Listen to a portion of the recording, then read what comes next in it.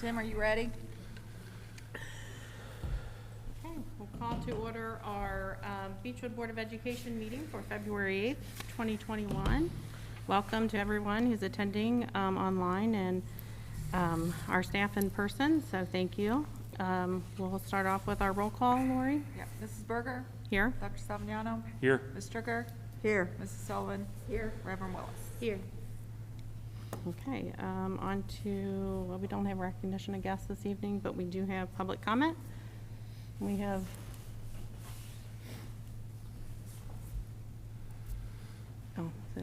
we have one public comment.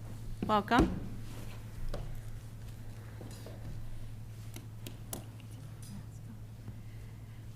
Thank you, Dr. Stacy, the Board of Education, Mrs. Berger, Dr. Savignano, Ms. Stricker, Ms. Sullivan, and Reverend Willis for allowing me the opportunity to comment tonight.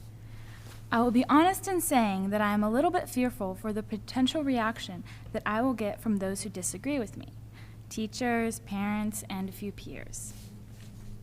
I sat in this room 6 months ago asking to please consider a full-time return to school, and we still are not in school full-time. No one at this point can dispute the disparities between on-campus instruction and remote learning. While I understand that we are in a pandemic, I wonder how contact sports have been allowed. If I am to believe that I am saving my grandmother and others who are compromised, why are my cousins in Texas and Indiana in school full-time? There has been an increase in depression and anxiety. I don't want to kill anyone's grandma. I just want to learn in a classroom.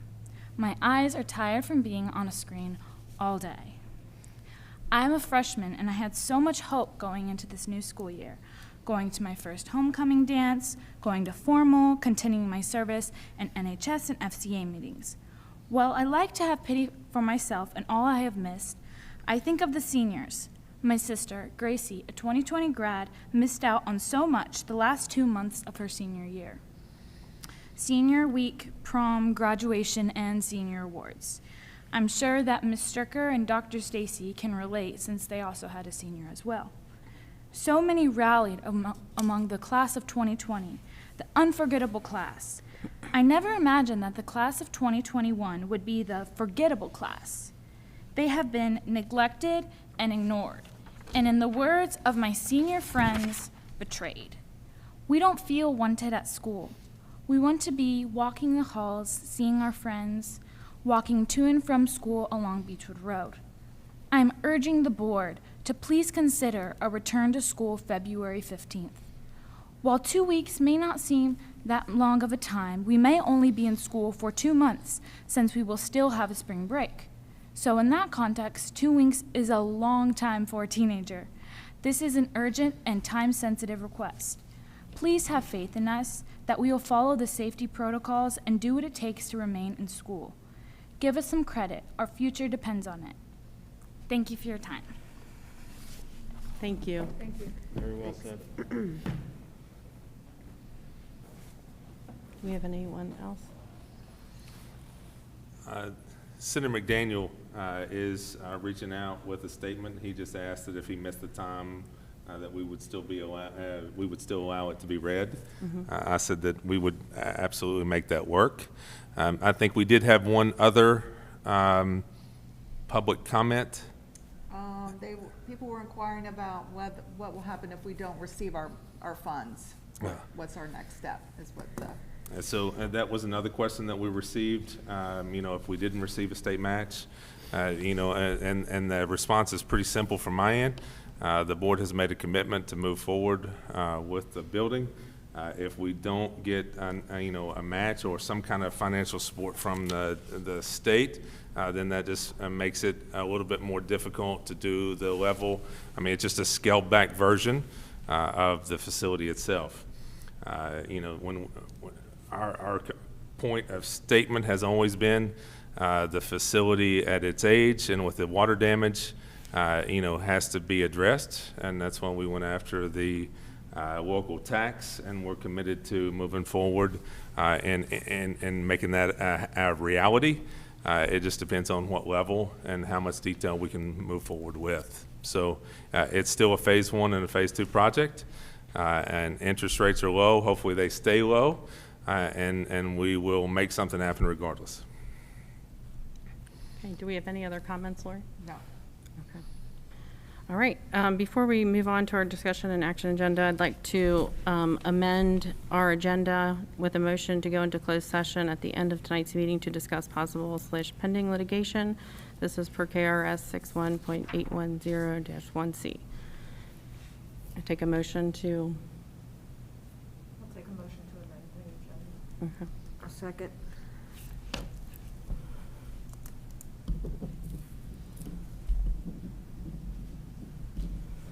Okay, so on to our discussion and action agenda. Our first item is a comprehensive district improvement plan. Take a motion to approve that plan. I'll go ahead and make the motion to approve the comprehensive district improvement Oh, plan. wait, sorry, back up. We need to vote on that, I'm sorry. Mrs. Berger? Yes, Dr. Savignano? Yes. Ms. Stricker? Yes. Mrs. Sullivan? Yes. Reverend Willis? Yes. okay, motion carries. Sorry about that. Now on to our item of comprehensive district improvement plan. Take a motion to approve. I still will make the motion to approve the comprehensive Thank you, district improvement Dr. plan. Ron, thank you. I'll second it. Any questions on the plan? I have Nothing? nothing. Nothing to add? Nope. Okay, all right, Mrs. Berger? yes. Dr. Savignano? Yes. Ms. Stricker? Yes. Ms. Sullivan? Yes. Reverend Willis? Yes. Okay, motion carries. On to item B, the comprehensive school improvement plan for the high school. Take a motion to approve. I will make the motion to approve the comprehensive school improvement plan for the high school. I'll second. Any changes or anything that you want to address on that? I'm gonna run out just a second. Okay. Nothing?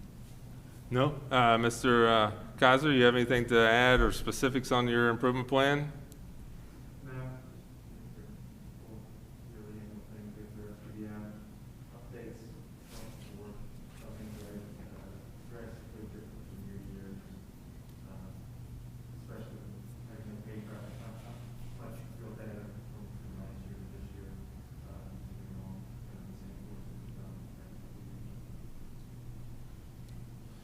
I'll be honest, the improvement plan for me this year is to get through COVID and the pandemic year. I mean, for the most part, many of the things that we started with at the beginning of the year has maintained throughout the course of the year and will be carried over into next year. So that's why I don't have a lot to add from my end. That makes perfect sense. Yes, it does. Okay, so, You want to take a vote? yes, we'll go ahead and take a vote. I'm like, say, wait, our person's missing. Ms. Berger? Yes. Dr. Savignano? Yes. Ms. Stricker? Yes. Ms. Sullivan? Yes. Reverend Willis? Yes. Okay, motion carries. On to item C, the comprehensive school improvement plan for the elementary. I'll take a motion to approve. I'll move to approve the comprehensive school improvement plan for the elementary school. I'll second it. Any, about the same on that, or is anything, Zach, would you would like to add? Yeah, pretty similar to what Mr. Kaiser said. Some changes, one of which was the switch to map. So we had previously used STAR in our building. Switching to map caused us to go back and kind of adjust the parameters just because of different tests. Better tests so far, right, Dr. Stacy? Absolutely. So we'll see how that data comes back, but again, with no K-Prep last spring, some of the requirements of those plans are a little bit null and void, honestly. So there were minor changes. One of our areas outside of reading and math, which is a little specific to us, science, because now fourth grade's assessed in the area of science, and we saw that that was probably our primary area for improvement. So there was a little bit surrounding that science aspect. And then last, the support plan changed right before we submitted the plan. As a site-based council, the support plan changed a little bit based on the fact that we're in the middle of a pandemic. And so we've increased some numbers with regard to where we pick up for intervention. You know, whereas before it might have been the 20th percentile and below, now it might be the 30th percentile and below to grab a few more kids to make sure that there's not a continual slide. But pretty simple and straightforward. Okay, thank you. Yep. Thank you. Anything to add? Thank you. No, the only thing I would add to K-12, or really pre-K through 12, is to say that, we've gone through an extensive period of time, like Ms. Klunkmeyer so eloquently said earlier, with students being in different learning environments. We absolutely have the realization that split environment is not at the same quality of what a 5-day in-person class typically is included at Beechwood schools. Therefore, we are going to have some deficiencies with different kids, and we are going to have to meet those deficiencies accordingly. Now, one thing, we're offering a summer program, and we have asked the board to pay teachers daily wage as opposed to our typical payment of hourly wage through ESS. And again, that was due to the fact that it's been a long year. To ask some of them to stay over the summer, even on a volunteer basis, is not something that we wanted to do lightly. But we will move through that and obviously reassess before the beginning of the year. I think looking at that individual student data and that individual student progress is going to be really key for us as an institution. Okay, anybody else have any other questions? No. Okay. Yep. Yes. Yes. Yes. Yes. Yes. Okay, motion carries. On to our consent agenda. We'll take a motion to approve the consent agenda. I'll go ahead and make the motion to approve the consent agenda. I'll second that. Okay, I do have a question on the student accident insurance. Ray, I know I ask this probably every year on that insurance, but I don't recall the number from last year. It has gone down a little bit, possibly? I think we looked, it went down to $300, but we had an increase in students, so. Okay, so we added, okay. All right, I just wanted to check in on it. Anybody else have any other questions? I do think that is one of the things, and I try to point that out every year, that I'm so appreciative of the board doing. I've never been at a place before where a board has covered accident insurance for every student, athlete, and everyone involved in extracurricular activities, and every student in the building. So I know that's an extra cost, but it's absolutely a value add for our students and families. So I do always appreciate that.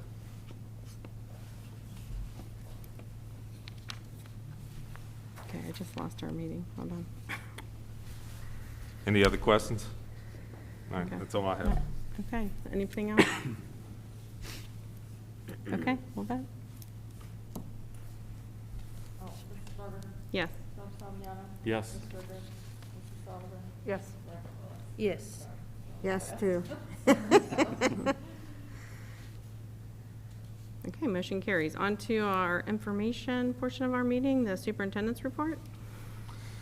I don't have a lot to add. I think that as we move forward, the two topics that I would like to make sure that everyone's aware of as we move forward to mid-February, budget's obviously going to be finalized. I mean, that's a huge issue for us because we're waiting to see if we'll be reduced as far as next year's budget or whether it will continue over and be strong with some of the federal money that has been added to the system.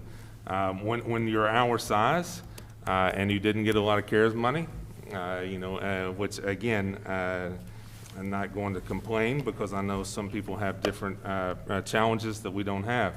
However, $300,000 in our last payment did not cover our cost of reopening. So really none of that money will be used for those summer services or to catch kids up next year. So that budget is really important to us as a system and to me as a superintendent. Trying to manage the financial well-being while we're preparing to do a massive building project has been a concern and has been something that we have tried to manage throughout this pandemic issue. So that should come out, sometime within the next week or so.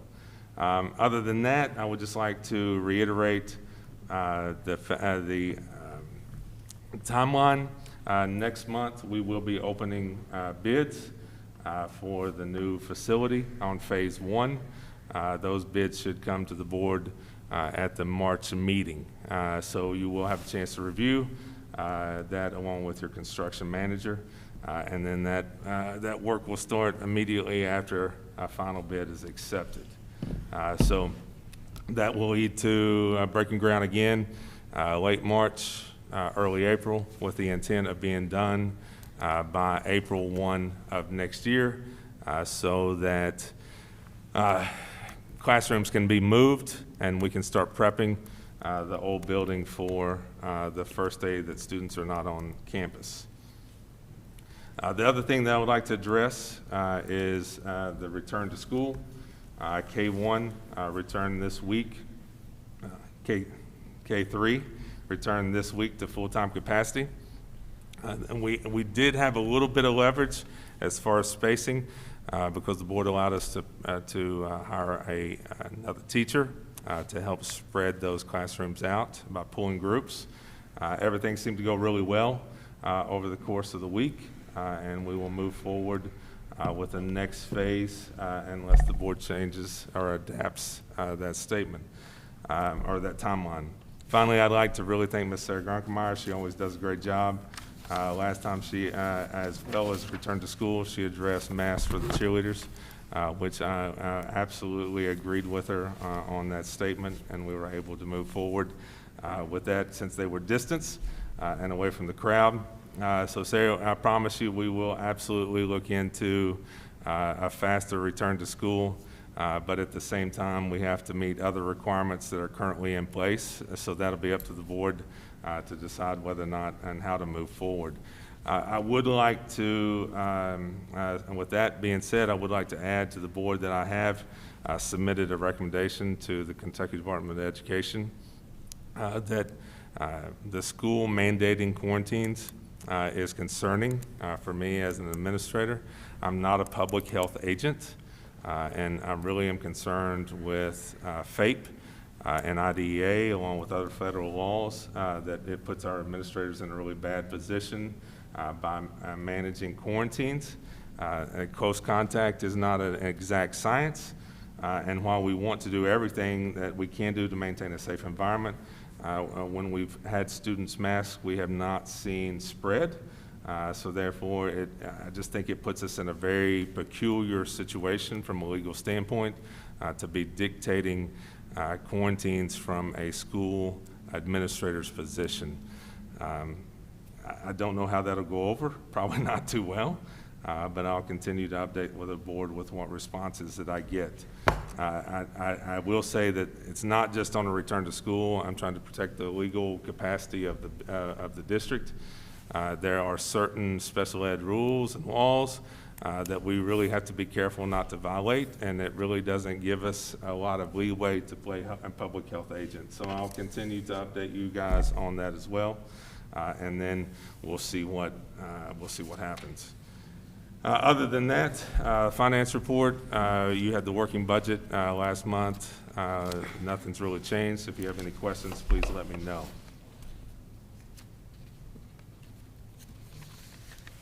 That's all I have. Okay. Take a motion to make the agenda part of the official board minutes. I'll make the motion to make the agenda part of the official board minutes. Second.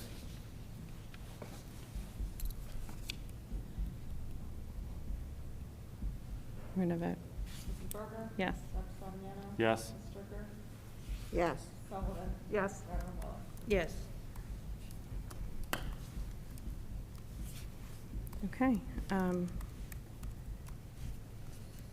you want to do other business before we go into executive session? I mean, I think we have to at least read the Senator McDaniel statement.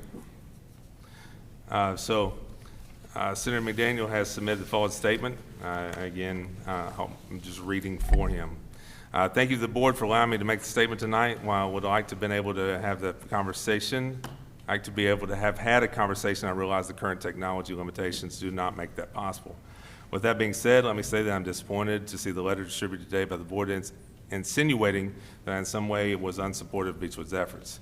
In fact, I met with Dr. Stacy last year, shortly after you passed the double nickel, to understand the needs. I think that was 2 years ago, to pass understand the needs of the school, and many times throughout the session. I've spoken to supporters over the past year, hosted Beechwood groups at the Capitol, helped students with the Attorney General, and Zoomed with faculty and staff this year regarding the issue. In fact, I've gone as far as to arrange a Zoom meeting with every member of the community who has contacted me for this Wednesday evening. When Beechwood first passed the double nickel tax levy, it was law in the Commonwealth per House Bill 200, regular session 2018, that recoverable nickels would no longer be matched. Even during a pandemic dampened budget, as appropriations chairman, I was able to ensure that we incented the language and matched the first of the 2 recoverable nickels. As I am sure you're aware, with the matching of the first nickel of your double recoverable nickel issuance, Beechwood was then equalized for 3 nickels. It has been a long-standing precedent within the Commonwealth that only 3 nickels are matched for any given district. The matching of the 4th nickel would be new ground for the Commonwealth. The implications of this change of policy extend far beyond the borders of Fort Mitchell and can carry broad-ranging consequences for the Commonwealth. As a member of the budget negotiating team for the Northern Kentucky region and the Chamber of the Appropriations Revenue Committee, I have asked full implications of that decision into account. I have to take the full implications of that decision into account. That being said, I think Dr. Stacy and others who watched me work on the Health of Beechwood last year and for many before know that I've always been an adherent supporter of the school, and this situation is no different. Thanks in advance. I look forward to the opportunity to gather in person again soon, Chris. So I'd like to personally thank the Senator for reaching out with a statement. In no way did I think the board mean to insinuate that you had not been supportive. I just think they had meant that you hadn't reached out to actually give where your support was going to lie. So whenever they've taken such a heavy risk, that does weigh on them on the second time going through a budget. But I very much appreciate the letter and the support for Beechwood. That's something that is absolutely great for me to hear. Any other things before we move into closed session? Does anybody else have any new business, other business to discuss? No? I want to thank everybody who has taken time to support Beechwood and write to our local legislators on our behalf in the last several years, 3 years at least, but more importantly, most recently. So we appreciate you following up with that, and we're hoping for a good income or a good outcome, but we'll see. So. Well, I'd just like to add to that before someone else jumps in, that it's important for me to communicate that this is not a want for Beechwood. I mean, a 100-year-old building that was actually slated to be torn down over a decade ago, just to be honest, in 2008. And a 100-year-old building has certain problems. We've currently discontinued the use of 2 rooms and an office due to water damage. When we changed the cupola that was leaning, the architect and the engineer told us we had 10 years before we would see some type of critical systems failure. So for the board to take the risk of passing such a tax, and then we've either lost our mind or we had a really, really urgent need for this district in the community. And after living here 6 years, and understanding the intimate nature between the community and the school and property values in the school and the importance of the school within the whole community itself, I absolutely understand the need of this project. And in no way do I ever want anyone to think that taking this on was a privilege.